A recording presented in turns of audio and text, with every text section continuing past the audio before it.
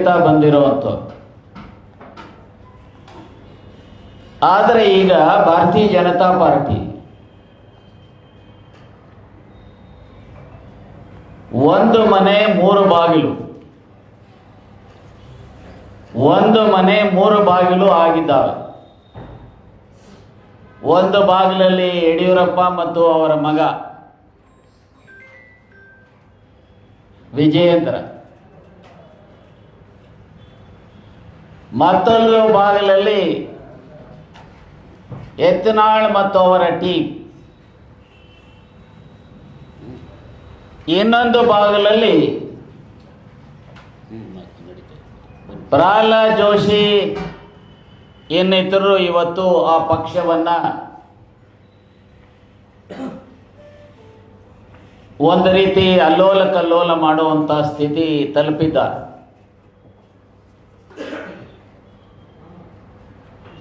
ಅವರ ಉಳುಕುಗಳನ್ನು ಮುಚ್ಚಿಕೊಳ್ಳಿಕ್ಕೋಸ್ಕರ, ಅವರ ಈ ಕಿತ್ತಾಟವನ್ನು ಮುಚ್ಚಿಕೊಳ್ಳಿಕ್ಕೆ ವಿನಾಕಾರಣ ರಾಜ್ಯ ಸರ್ಕಾರದ ಮೇಲೆ, ಸನ್ಮಾನ್ಯ ಸಿದ್ದರಾಮಯ್ಯರು, ಡಿ ಕೆ ಶಿವಕುಮಾರ್ ಅವರ ಸರ್ಕಾರದ ಮೇಲೆ ಮೂಢ ವಿಚಾರದ ಮೂಲಕ, ವಕ್ಫ್ ವಿಚಾರದ ಮೂಲಕ ಕೆಸರು ಏರಿಸುವಂತ ಪ್ರಯತ್ನವನ್ನ ಮಾಡ್ತಾ ಇದ್ದಾರೆ.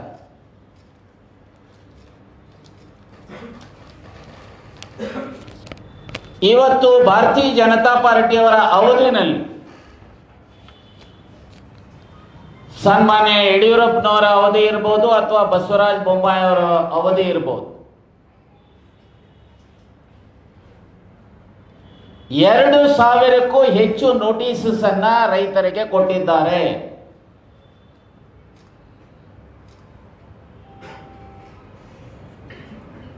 ರಾಜ್ಯದ ಸನ್ಮಾನ್ಯ ಸಿದ್ದರಾಮಯ್ಯನವರು ಅಧಿಕಾರಕ್ಕೆ ಬಂದ ಮೇಲೂ ಸಹ ಸುಮಾರು 1,400 1,500 ಕೊಟ್ಟಿರತಕ್ಕಂಥದ್ದಿದೆ. ಅಷ್ಟೇ ಅಲ್ಲ, ನಿನ್ನೆ ಬಸವರಾಜ ಬೊಮ್ಮಾಯಿ ಯಾರು ಪ್ರಶ್ನೆ ಕೇಳಿರುವಂತ ಪಾರ್ಲಿಮೆಂಟ್ ಅಲ್ಲೂ ಸಹ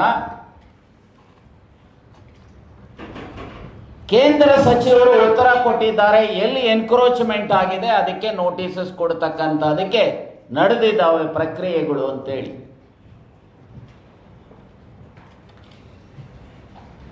ಇದು ವಾಸ್ತವ ಸ್ಥಿತಿ ಆಗಿದ್ರೂ ಸಹ ಅವರಲ್ಲಿ ಇವತ್ತು ನಾಯಕತ್ವದ ಕಿತ್ತಾಟದ ಹಿನ್ನೆಲೆಯಲ್ಲಿ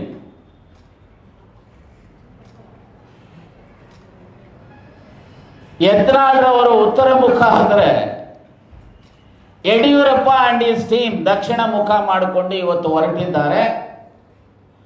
ಆದರೆ ರಾಜ್ಯದ ಜನತೆಯ ಮೇಲೆ ದುಷ್ಪರಿಣಾಮ ಬೀರುವಂತ ಇಶ್ಯೂಸ್ ಅನ್ನ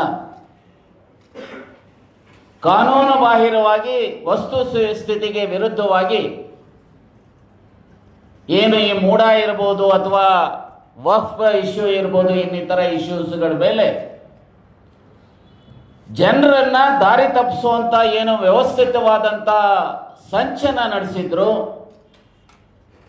ಅದಕ್ಕೆ ಇವತ್ತು ನಾವು ಇವರನ್ನ ರಾಜ್ಯದ ಜನತೆ, ಭಾರತೀಯ ಜನತಾ ಪಾರ್ಟಿಯವರ ಈ ಒಂದು ಕುತಂತ್ರದ ಹಿನ್ನೆಲೆಯಲ್ಲಿ, ಈ ಒಂದು ಷಡ್ಯಂತ್ರದ ಏನು ರೂಪಿಸಿದ್ರು, ಇದರ ಹಿನ್ನೆಲೆಯಲ್ಲಿ ರಾಜ್ಯದ ಜನತೆಯ ಕ್ಷಮೆಯನ್ನು ಯಾಚಿಸಬೇಕು. ಇನ್ನು ಮುಂದೆ ಈ ರೀತಿಯ ವಿನಾಕಾರಣ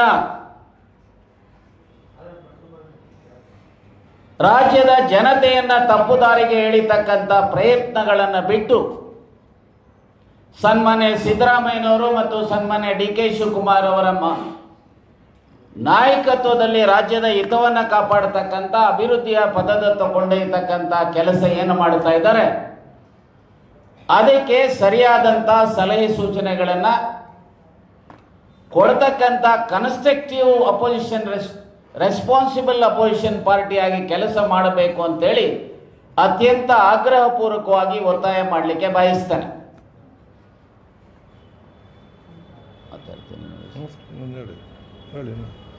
ಸೊ ಎರಡನೇದು,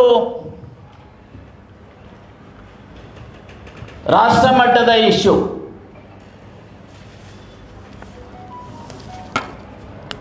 ಮಾನ್ಯ ಅದಾನಿಯವರು ಈ ಸೋಲಾರ್ ಪ್ರಾಜೆಕ್ಟ್ಸ್ ಅನ್ನ ಭಾರತದಲ್ಲಿ ಇನ್ನಿತರ ರಾಷ್ಟ್ರಗಳಲ್ಲಿ ಸೋಲಾರ್ ಪ್ರಾಜೆಕ್ಟ್ಸ್ ಅನ್ನ ಪಡೆಯತಕ್ಕಂಥದಕ್ಕೆ ಸುಮಾರು 2,000 ಕೋಟಿಗೂ ಹೆಚ್ಚು ಕಿಕ್ ಬ್ಯಾಕ್ಸ್ ಅನ್ನ ಲಂಚವನ್ನು ಕೊಟ್ಟಿದ್ದಾರೆ ಅನ್ನುವಂಥ ಹಿನ್ನೆಲೆಯಲ್ಲಿ